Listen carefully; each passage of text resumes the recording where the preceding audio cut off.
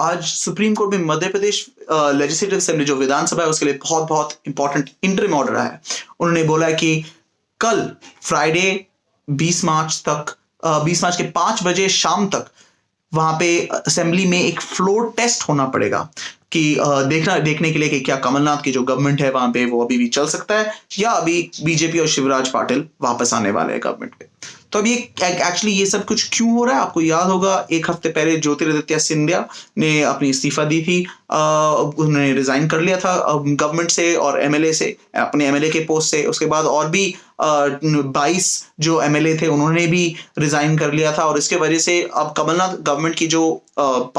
Majority थी वो अभी कम हो गया था और उसके वजह से उनकी जो गवर्नमेंट थी वो लग रहा था कि वो नहीं हो पाएंगे, वो नहीं बना पाएंगे गवर्नमेंट अभी भी। और शिवराज सिंह चौहान जो बीजेपी के लिए है वो अभी गवर्नमेंट बना पा रहे थे। तो इसके वजह से गवर्नर जो है मध्य प्रदेश के उन्होंने बोला था कि वहां पे विधानसभा में सेशन होना पड़ेगा 16 मार्च को और जब ये होगा उस टाइम फ्लोर टेस्ट होना पड़ेगा देखने के लिए कि क्या कमलनाथ की गवर्नमेंट जो है वो बच पाएगी या अभी शिवराज सिंह चौहान के पास सपोर्ट है। जब ये हुआ था, जब उसके जो सेशन की जो एजेंडा आया था उसमें पता चला कि कोई फ्लोर टेस्ट ऑर्डर नहीं किया गया है और और जब ये सेशन चला भी था मंडे को 16 मार्च को, उस टाइम तो थोड़ी बहुत छोटे से जो सेशन चला था उसके बाद स्पीकर ने बोला कि देखो अभी यहाँ पे अजर्न करना पड़ेगा 26 मार्च तक क्योंकि कोरोना वायरस का जो डर चल रहा है उसके वजह से हम सेशन को नहीं चला सकते।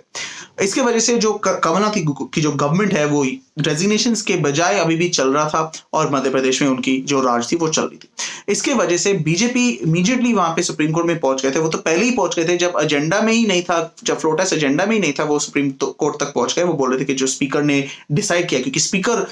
एजेंडा बनाते हैं और सेशन को चलाते हैं, तो उन्होंने बोला कि स्पीकर ने जो ये किया है कि उन्होंने फ्लोर टेस्ट नहीं लगाया एजेंडा में वो गलत है, वो जो सुप्रीम कोर्ट के खुद के जजमेंट के खिलाफ है। एसआर बोम्मई केस आपको थोड़ा बहुत याद होगा क्योंकि कर्नाटका और महाराष्ट्र केस में ये बहुत इसके बारे में बहुत चर्चा हुआ था और बीजेपी के जो नेता थे यहाँ पे वो ये भी बोल रहे थे कि देखो कर्नाटका और महाराष्ट्र में भी जो हुआ था आपको याद होगा, वहां पे भी कोर्ट ने बोला कि फ्लोर टेस्ट करा दो क्योंकि उसी से पता चल जाता है कि किसके पास सपोर्ट है गवर्नमेंट को बनाने के लिए या नहीं। तो इसके वजह से उन्होंने जाके सुप्रीम कोर्ट में बोला कि यहाँ पे एक फ्लोर टेस्ट जल्द से जल्द ऑर्डर कर लो। कांग्रेस के साइड से आके उन्होंने बोला कि यहाँ पे देखो ये जो अभिषेक मनु सिंह भी आए थे स्पीकर को रिप्रेजेंट करने के लिए, कपिल सिब्बल कमलनाथ को रिप्रेजेंट कर रहे थे, ये सब आके उन्होंने आर्ग्यू किया था कि देखो जो यहाँ पे आर्ग्यूमेंट्स है जो ये बोल रहे हैं वो कह रहे हैं वो इसके बेसिस पे कि गवर्नर ने बोला था कि फ्लोर टेस्ट कराना चाहिए, पर गवर्नर के पास ऐसे कोई अथॉरिटी नहीं है, कोई उनके पास पावर नहीं है कि वो स्पीकर को बोल सकता है कि आप फ्लोर टेस्ट करा दो। क्योंकि यहाँ पे जब 22 एमएलए के जो रेजिग्नेशंस थे, जो इस्तीफा के जो लेटर्स थे, उसको स्पीकर के पास एक पावर होता है कि वो उनको डिसाइड करता है कि क्या ये एक्चुअली जेन्युइन रेजिग्नेशंस है या ये नकली है, ये कुछ धमकी की वजह से हुआ है या ऐसे कोई प्रॉब्लम की वजह से हुआ है। तो इसके बेसिस पे उन्होंने बोला कि स्पीकर के को और भी टाइम लेना था और इसमें कोई प्रॉब्लम नहीं था कि स्पीकर टाइम ले रेजिग्नेशन को डिसाइड करने के लिए, और जब तक ये हो कोई चारा ही नहीं था, यहाँ पे कोई ऑप्शन ही नहीं था कि फ्लोर टेस्ट हो जाए। तो इसके बेसिस पे उन्होंने आर्गुमेंट किया था, उन्होंने बोला था कि ये पूरा जो स्पीकर का पावर है वो गवर्नर कोई इसमें इंटरफेरेंस नहीं कर सकता है। उन्होंने बोला कि यहाँ पे जब सेशन चल रहा है असेंबली का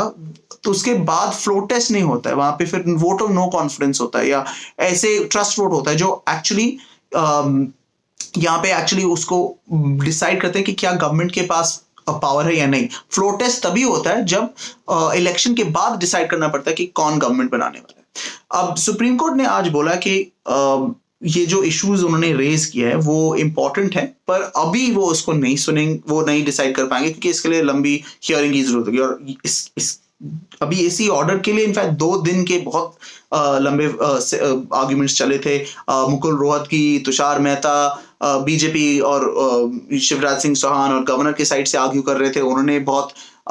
स्ट्रांगली आर्ग्यू किया था। और दूसरे साइड से सिब्बल सिंघवी और ये सब ने अपने आर्ग्यूमेंट्स बढ़ाए थे और इसके वजह से उन्होंने फाइनली कोर्ट ने बोला कि देखो ये हमें टाइम लगाना पड़ेगा, चर्चा लगाना पड़ेगा और भी आर्ग्यूमेंट सुनने पड़ेंगे। पर अभी जो एमपी जो मध्य प्रदेश में हो रहा है वो प्रॉब्लमैटिक है, क्योंकि यहाँ पे कमलनाथ की गवर्नमेंट ऐसे ही पावर में नहीं रह सकते, उसके लिए वो उससे इश्यूज बढ़ जाते हैं कि बाद में भी प्रॉब्लम्स आएंगे। तो इसलिए फ्लो टेस्ट करना ही पड़ेगा देखने के लिए कि क्या उनके पास सपोर्ट है या नहीं। उन्होंने बोला था कि ये बोमाई केस से तो पता आ ही जाता है कि यहाँ पे फ्लो टेस्ट से ही पता चलता है कि क्या गवर्नमेंट के पास सपोर्ट है या नहीं। और इसलिए गवर्नर ने जो किया था वो चाहे गलत हो या सही हो, स्पीकर को फ्लो टेस्ट कराना ही चाहिए था। और यहाँ पे अभी क्योंकि उसने नहीं किया, अब हम ऑर्डर करेंगे कि फ्लो टेस्ट होना चाहिए, और इसलिए उन्होंने किया। उन्होंने बोला कि सिक्योरिटी दे दो इन सब एमएलएस को,